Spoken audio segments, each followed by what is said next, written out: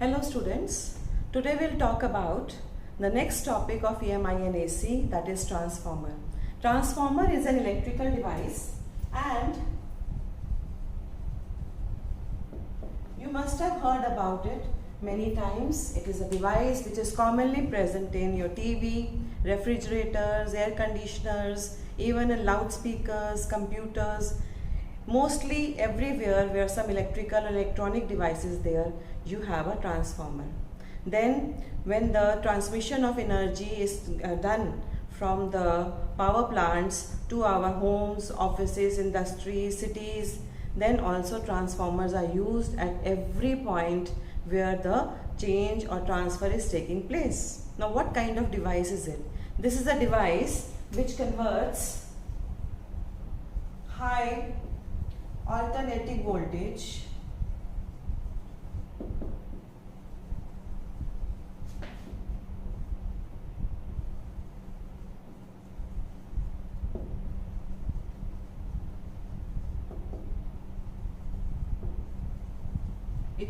high alternating voltage into a low alternating voltage or vice versa. But this high alternating voltage, it is at low current, and the low alternating voltage, it is at high current.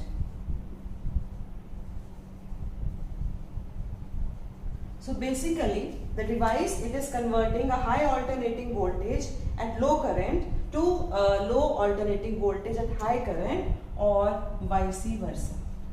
This is the device. Now on what principle is this based? The device is based on the principle of mutual induction.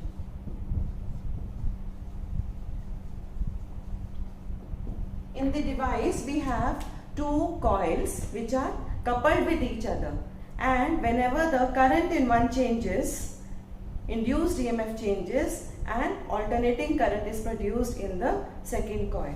Let us see its construction.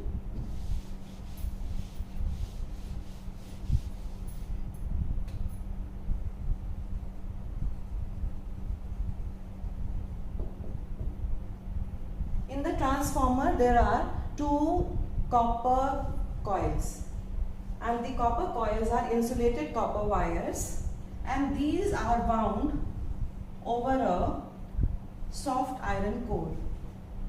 Whenever we use a soft iron core, there is problem of production of eddy currents, and to reduce the eddy currents, we had seen in the unit that the core is made laminated. So here also this core, it is made into a laminated core to reduce the eddy currents.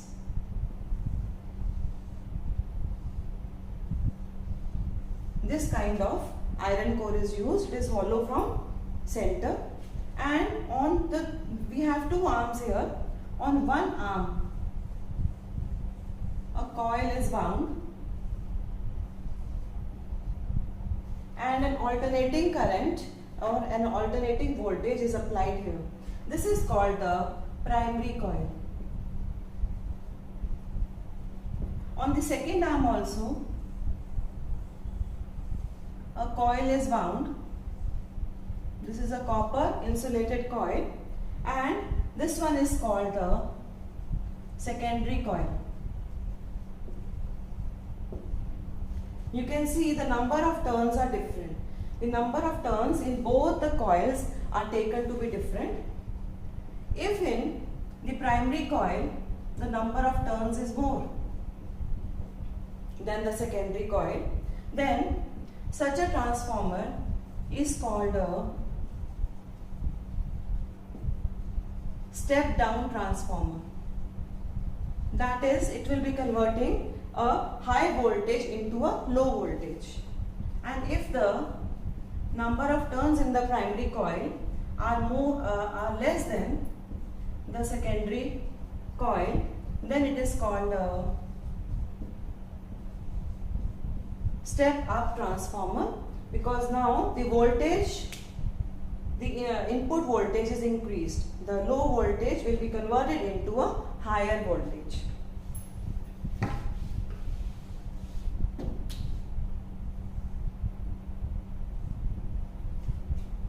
Here, this is the input.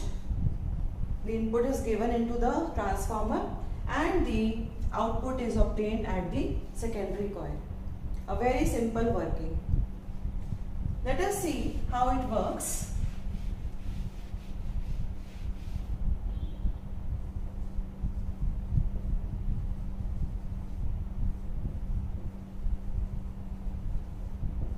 We have said already that the principle of the transformer is mutual induction. So whenever the alternating voltage or alternating current will be given to the primary coil, at that time some induced EMF, magnetic flux will be produced in the core, and this magnetic flux will also be produced in the secondary coil. This will change into alternating voltage, and at the output we will get some alternating voltage. The flux is always proportional to the number of turns. So if we take the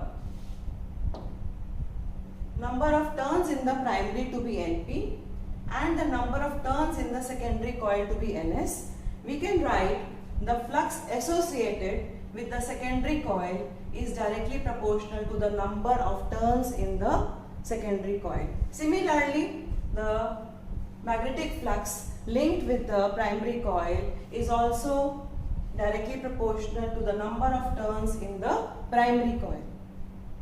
And by Faraday's laws of electromagnetic induction, we have that EMF is directly proportional to d phi by dt, or rather EMF is equal to d phi by dt. So we can write here for the secondary coil, the EMF in the secondary coil could be equal to minus ns d phi by dt. And similarly,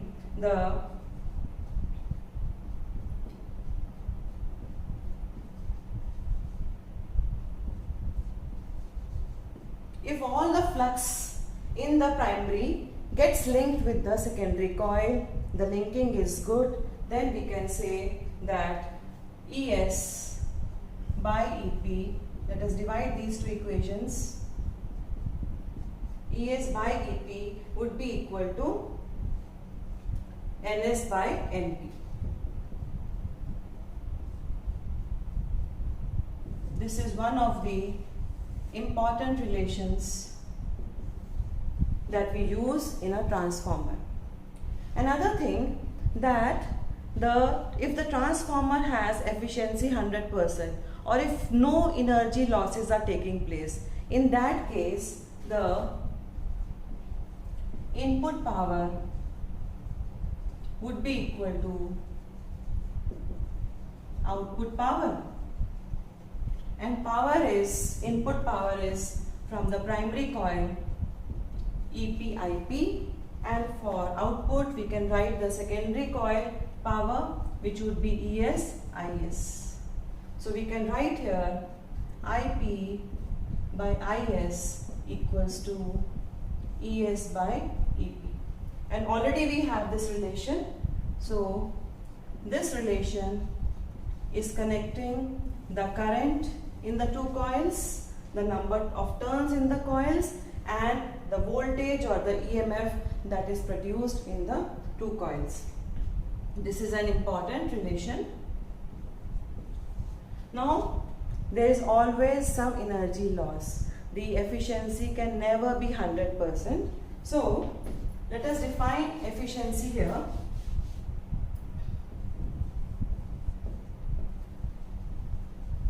The efficiency of a transformer can be defined as the ratio of the output power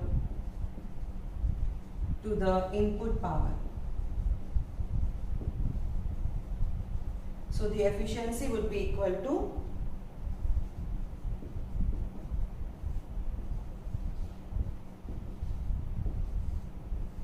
this is the efficiency, and if you want the efficiency in percentage, you can multiply this figure by 100, you'll get the efficiency in 100%. Usually the real transformers, they have quite a good efficiency. This is the third equation that we have got. These three equations, they are very important for a transformer. Now, what kind of energy losses are taking place in a transformer?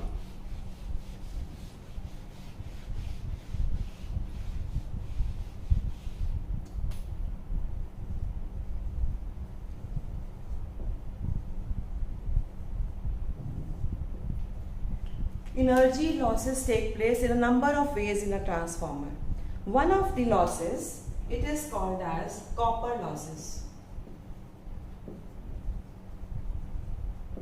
This is the energy loss which takes place due to the copper coils, the primary coil and the secondary coil. Heat is produced in the coil and such a loss is called as copper losses. The energy is wasted in the form of heat, and this can be reduced slightly by taking thick wires, thick copper wires. Thick copper wires will have a lesser resistance and the heat loss will be less because heat loss is I square R. So if we take thick copper wires, we can reduce the heat loss. Another loss that takes place is eddy losses. The eddy current losses are produced. This is due to the eddy currents produced in the iron core.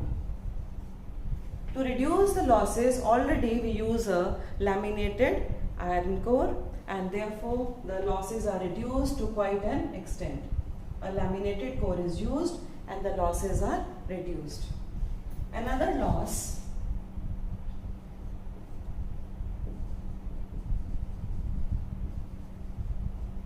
that takes place is called as flux losses.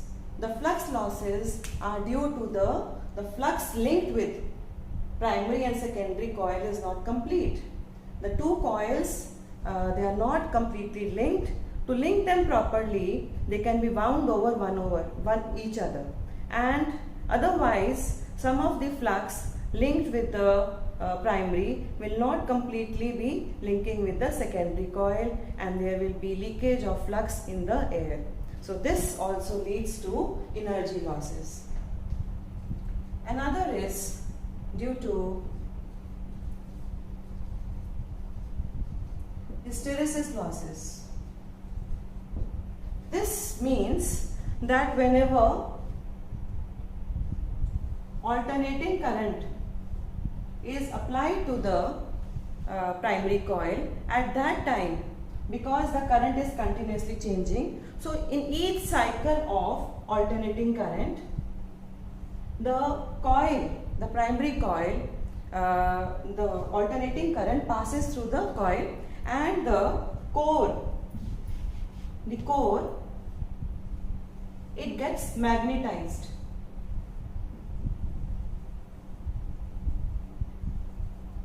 Then again, when the current reduces, the demagnetization of the core takes place. So during one cycle, again and again, the core is magnetized, demagnetized. This produces some loss in energy, and this energy loss is called as hysteresis losses. This loss can be reduced by taking a material of the core which has a small hysteresis loop. Another loss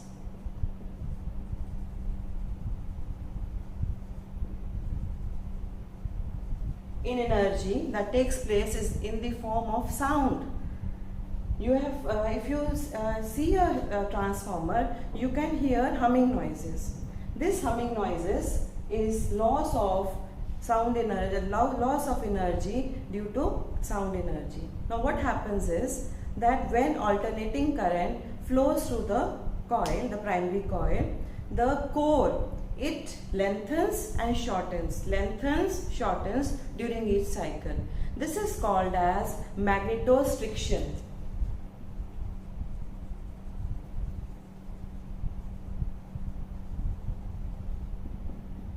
This produces humming noises and energy is lost. these are the different energy losses, and due to this the efficiency is never 100%. So this is all for today. Have a nice day. Take care. Goodbye.